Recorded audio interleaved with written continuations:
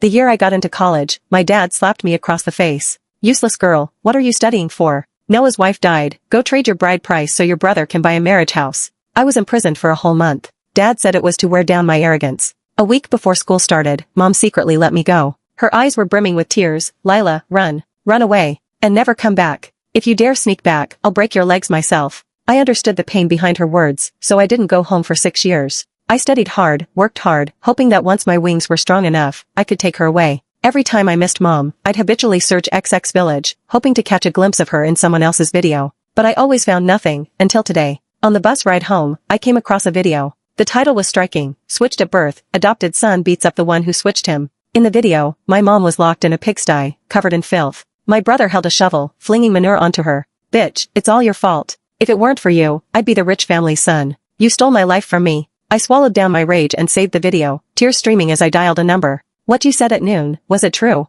If you really are my grandfather, please save my mom, will you? Your mother, what about her? The voice on the other end was old yet carried authority. But when he spoke of my mom, his tone caught several times. Through tears, I explained everything that had happened. He broke down, his voice trembling with sobs. Child, you've suffered so much. Wait for me, Grandpa will call your 4 uncles right now. We'll come together and bring you and your mom home. After hanging up, I sent my grandpa my location and also called the police. Once everything was done, I stared blankly out the window. The scenery blurred as tears filled my eyes. So, my mom and I were loved too. We weren't curses. We weren't worthless girls. Turns out, Mom's father loved her deeply. Turns out, daughters could be loved too. It all felt like a dream. I never imagined that the old man I'd once helped and rushed to the hospital would turn out to be my grandpa. I never imagined such a stroke of luck would happen to me. After all, ever since I could remember, I was what Dad always called a useless girl, cheap bones, nothing but a burden. What my brother sneered at as a walking ATM, free labor, a tool for trading bride price. The scenery outside grew more and more familiar. I wiped my tears hard and got off the bus.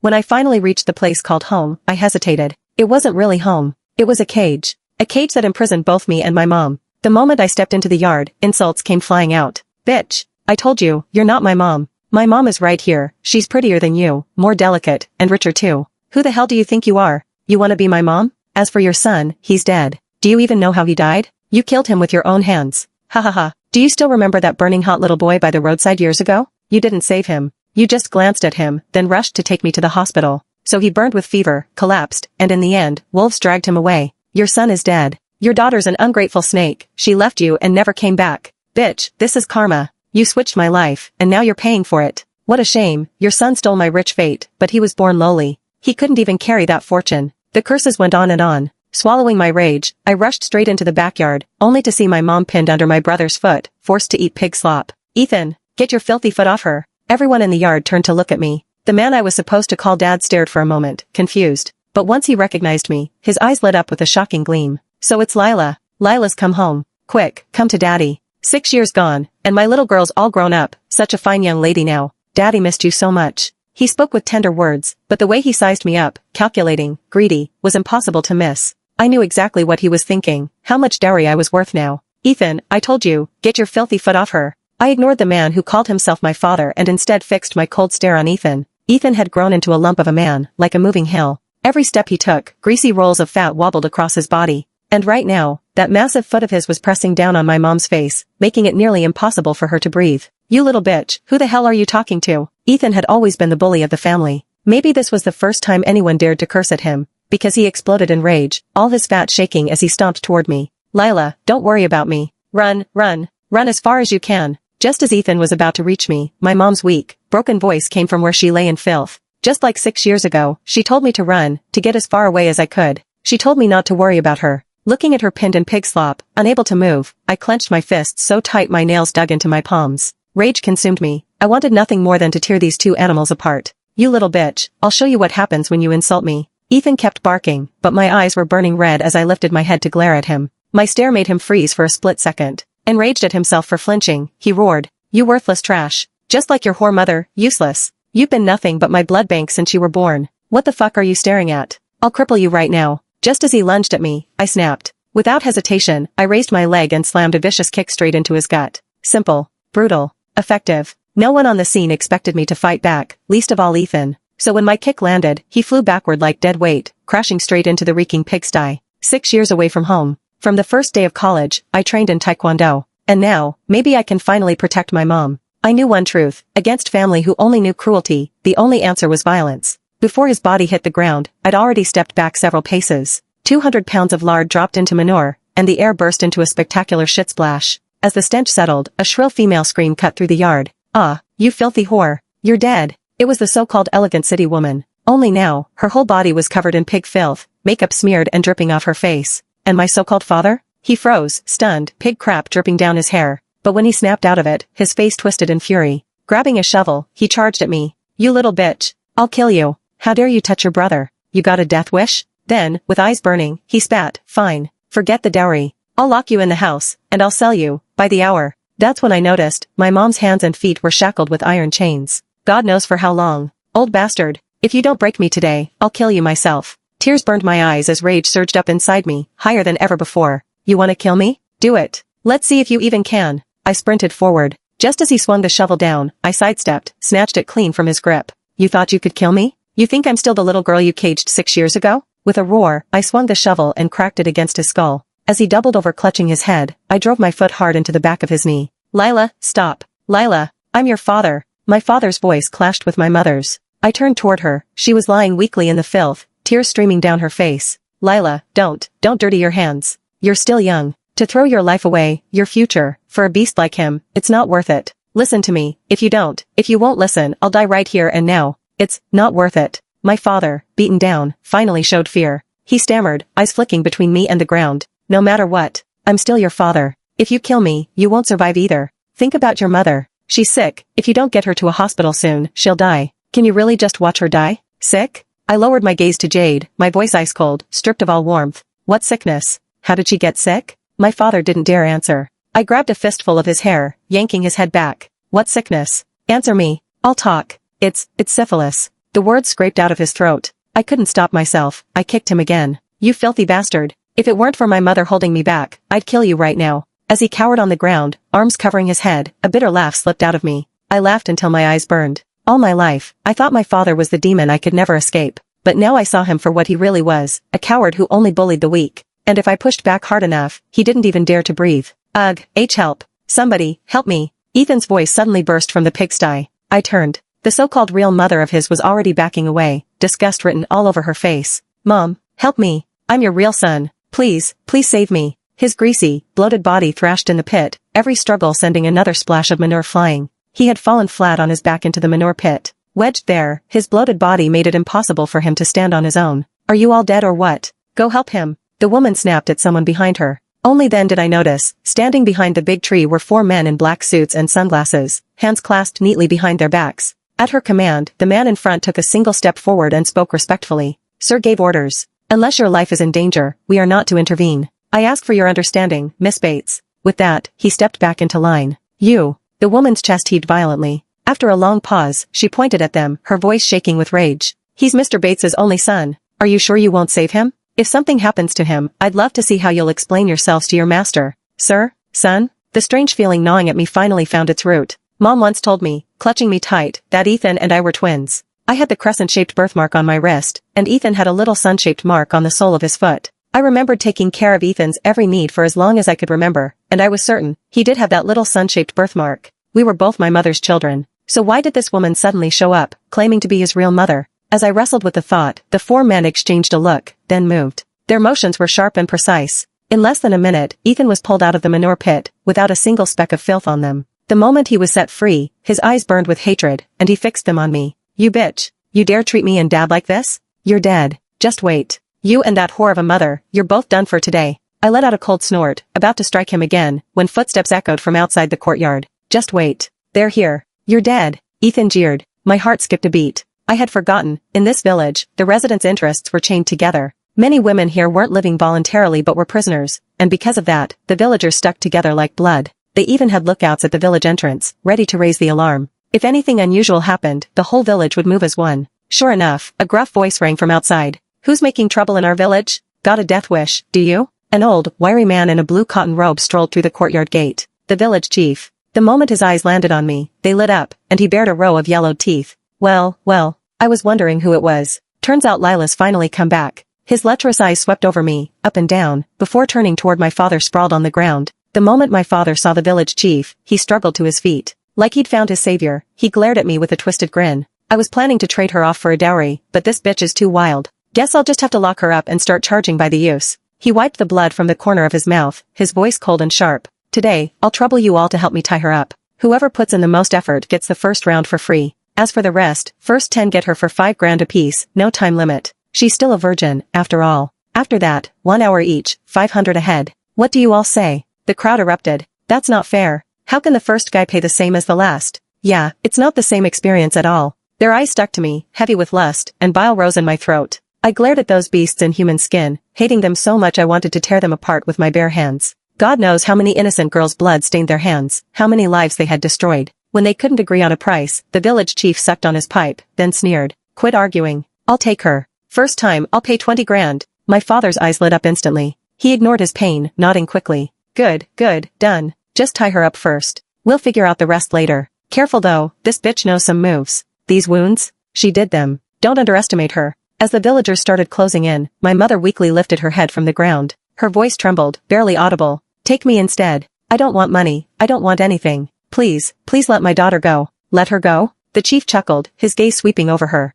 Why would we waste such a prize? Don't worry, I'll treat your daughter real nice, just like I treated you back then. And with that, they surged toward me. A sea of bodies pressed in, and I clenched my fists so tight my nails bit into my palms. My chest was burning with panic. I had called the cops before entering the village. So why the hell weren't they here yet? And Grandpa, he promised he'd bring my uncle. Where the hell were they? How many minutes could I hold out alone against this many people? Even if I could fight them, what about Mom? Who would protect her? If one of them turned on her while I was distracted, what then? My eyes swept the yard, but that woman and her 4 bodyguards had vanished without a trace. Don't worry, sweetheart, the chief rasped, his dry, bony hand reaching for me. I'll be gentle. Won't hurt a bit. I braced myself to kick him away, but suddenly, 5 or 6 cops stormed into the courtyard, guns raised. Freeze! Nobody move. Everyone froze. When they saw the cops, the villagers plastered on fake, saintly smiles. The chief stepped forward. Officers, what brings you here today? We're all just simple folks here, law-abiding. Nothing illegal goes on in this village. Been peaceful lately. So who called the police?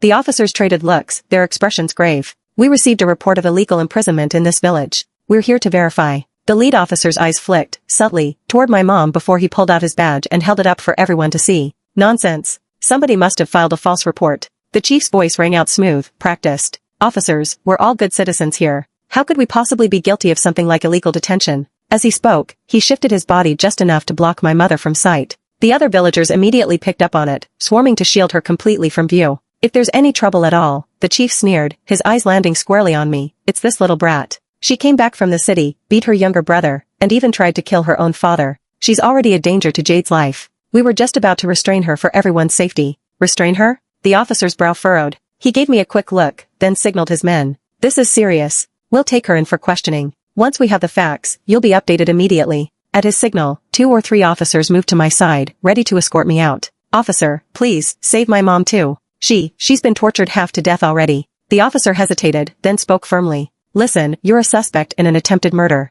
This is very serious. You'll have to come with us first. But don't worry. If your mother really has been harmed, we won't let the guilty walk free. Tears stung my eyes. I nodded and was about to follow them out. But as we stepped forward, the chief and a mob of villagers closed ranks, cutting us off. Officers, you can leave, the chief said, his tone all false politeness. But this girl stays. She's one of ours, and her father's lying here half dead because of her. We deserve an explanation. You can't just take her away. Exactly, someone shouted. This is village business. How do we know you won't just release her? She's not going anywhere. That's right, she stays here. The shouts overlapped, growing louder. Soon the mob closed in on us, a ring of bodies armed with hoes, shovels, even axes glinting in the torchlight. The cops pulled me into their center. The lead officer's eyes narrowed, his voice low and steady. When they rush us, we'll hold them off. You, run. Don't look back. We know about your mother. We'll find a way to get her out. But, what about you? My voice shook. Regret gnawed at my chest. If only I'd thought ahead. If only I'd warned them to bring backup, we wouldn't be trapped here, dragging these innocent officers into the fire with me. What are you doing? The officer barked at the chief, his voice sharp as a whip.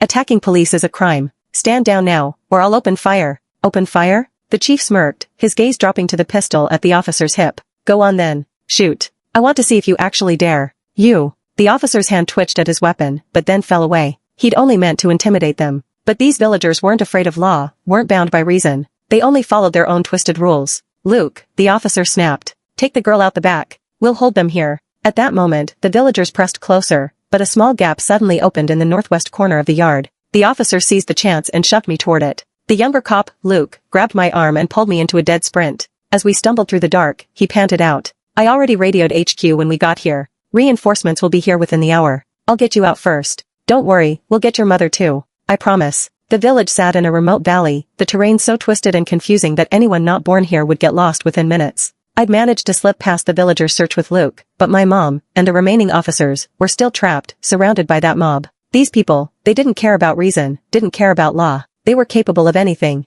My eyes darted back toward my house, heart pounding. Then suddenly, the ancestral hall. We need to go there. The hall? Luke shot me a puzzled look as we ran. Shouldn't we wait for backup? I sprinted ahead, breath ragged as I explained. No, you don't understand. My people don't respect the law, they don't care about justice. But they do fear their ancestors. They believe that disrespecting them brings curses, bad luck. All the ancestral tablets are in the shrine. If something happens to that place, the whole village will come running. That way, my mom and Officer Lee will have a chance to survive. We tore through the winding paths until the shrine finally came into view, only to find a group of village women sweeping its steps. Their eyes were hollow, soulless. They stared at us in silence for a long, suffocating moment, then, without a word, parted to open a path. As I passed the last woman, she whispered, barely audible, "There's kerosene in the basement. Candles inside." My steps faltered for just a heartbeat. I muttered a quick thank you, then rushed inside with Luke. Minutes later, the ancestral hall erupted in flames. Fire raged skyward, a pillar of smoke and heat devouring the shrine. Back at my house, the villagers' circle broke when someone spotted the blaze. "Chief, the shrine, it's on fire." The chief's eyes snapped toward the flames. Just one look, and rage twisted his face. "That bitch. It has to be her. Quick, everyone, to the hall. Once we catch that little whore, I'll burn her alive as an offering to our ancestors." An offering? An offering? The crowd echoed his fury like a chant, rushing off toward the inferno. In their haste, they left only 2 guards behind to watch over the bound officers. When the yard finally emptied, Luke and I slipped back, creeping past the pigsty. The officers were still there, 5 of them, tied up. My mother lay weak and filthy in the muck. Inside the house, Ethan's shrill voice carried out. "Dad, wash me again, I stink. Disgusting. All because of that little slut you sired. I fell into that pit of shit because of her, it reeks." "Easy, son, easy," his father soothed. "Don't worry. The chief's already gone to catch her. Once they bring her back, you'll have your revenge." Ignoring their voices, we crouched low and untied the officers' ropes. Luke and I hoisted my mom to her feet. She was trembling, barely able to stand. "Come on. I know a side path. We can slip past the guards. This way." Moving like shadows, we circled around the yard, each step careful, quiet. My chest tightened as the narrow trail opened up before us, the way out. For the first time in hours, I let out a breath of relief. But the moment I stepped past the gate, they were already there. The chief stood at the front, flanked by a line of villagers. "Lila," his smile was sharp, venomous. "Where do you think you're going, with them?" "You." I glared at them, every muscle tight with rage. "This has nothing to do with them. Let them go. And my mother, she's sick, she's dying. Let her go too. I'll stay. Do whatever you want to me." "Kid," one of the officers started, his voice strained, but I shook my head before he could say more. I locked eyes with the village chief. "Well, as long as you release them, I'll stay. Willingly. I won't resist." The chief dragged on his pipe, cheeks hollowing before he blew out a heavy plume of smoke. His lips curled. "Not a bad idea." Then his grin split wider, shark-like. "But, that chance was a few minutes ago. Not anymore. You torched the shrine, girl. Don't worry, once we finish with these cops, it'll be your turn. None of you are walking out alive." "Oh, and those traitorous bitches who helped you at the shrine?" He sneered. "When I'm done with you, I'll deal with them too." My pupils shrank. They'd been found out? Despair crashed over me like a wave, guilt slicing through every thought. It was all my fault. If not for me, those innocent women wouldn't be dragged down with us. "All right, boys," the chief said, voice low and oily, "time to work. Take out these officers first. Then, you can have your fun." He leaned back against a tree, eyes narrowed, like a coiled viper ready to strike at any moment. I shut my eyes in hopeless surrender. When a voice, old yet thundering with authority, cut through the night. "I'd like to see who dares lay a hand on my daughter, or my granddaughter." "Grandpa." I snapped my eyes open. Across the ridge, a line of men in black suits stood shoulder to shoulder, filling the hillside. At the front was a kindly-faced old man, but the steel in his eyes was unmistakable. To his right, 4 men stood tall, faces sharp and similar, my uncles. On his left, a silver-haired middle-aged man's gaze locked on my mother. His eyes reddened the longer he looked at her. "Who the hell are you people?" The chief's voice wavered, though he tried to cover it with bravado. His gaze darted over the crowd, realizing they outnumbered him 2 to 1. Narrowing his eyes, he barked.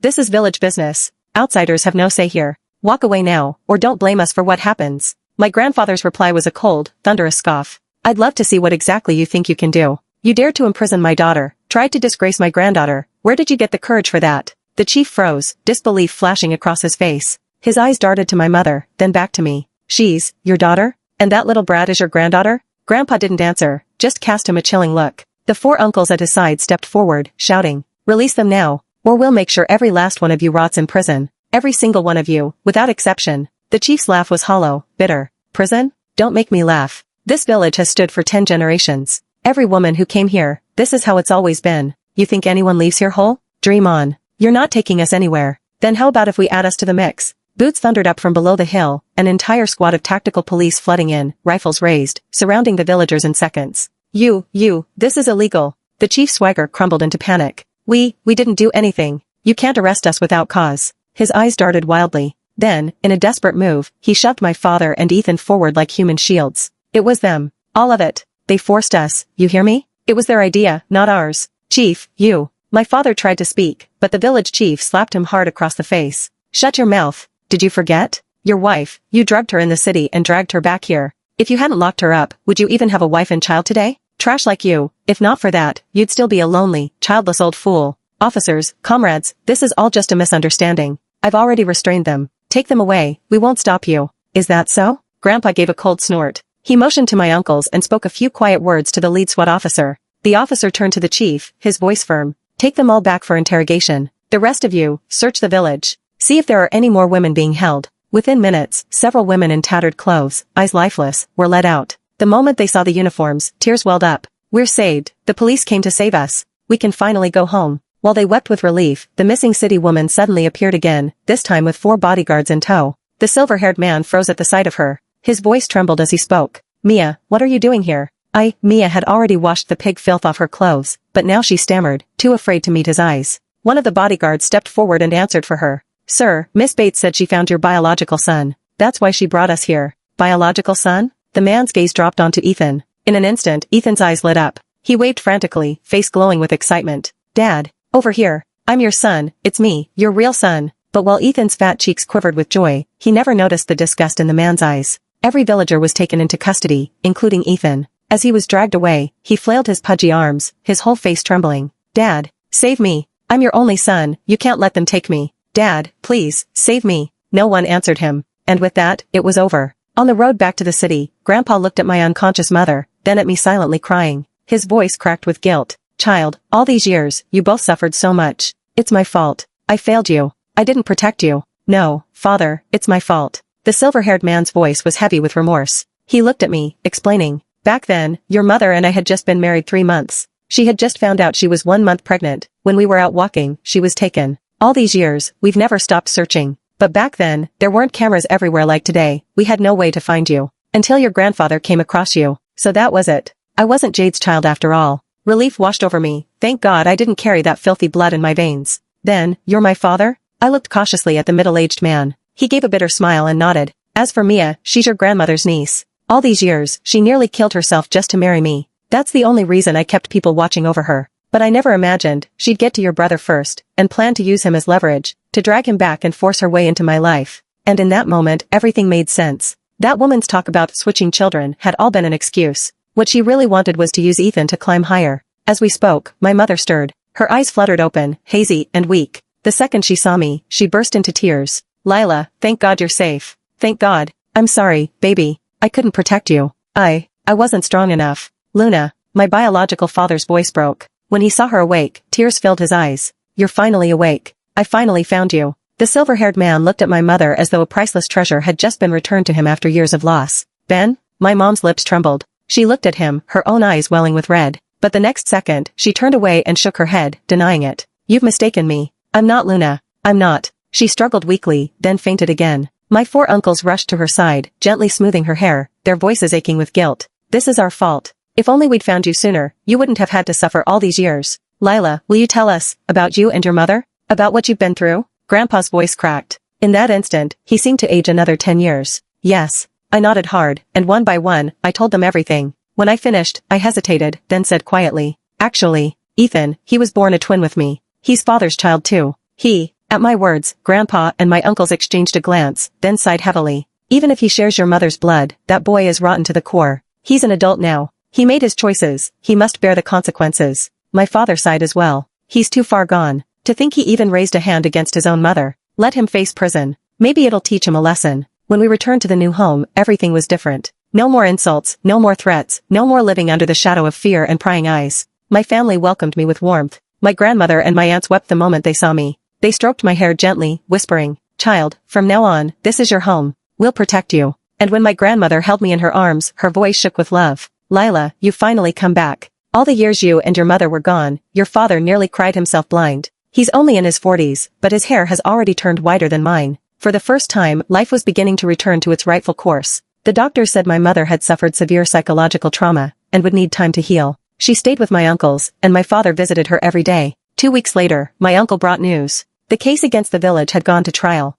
The chief, convicted of assaulting officers, human trafficking, and responsible for the deaths of 10 women, was sentenced to death. Jade and the other villagers, guilty of assaulting police and trafficking women, received sentences ranging from 5 to 10 years. Ethan was among them. As for the kidnapped women, with the police's help, they were finally reunited with their families. When I heard the news, it felt as if the dark cloud that had loomed over us for years had finally lifted. I held my mother's hand tightly, my throat choking up. "Mom, did you hear that? Those monsters finally got what they deserved. Mom, we're free now." She was already in tears, her whole body trembling as she whispered back, "Lila, we're free. From now on, we can finally live as ourselves. Yes, it's over." I held her hand and looked into the distance. From here on out, the world is wide, the horizon endless, and we will live only as who we truly are.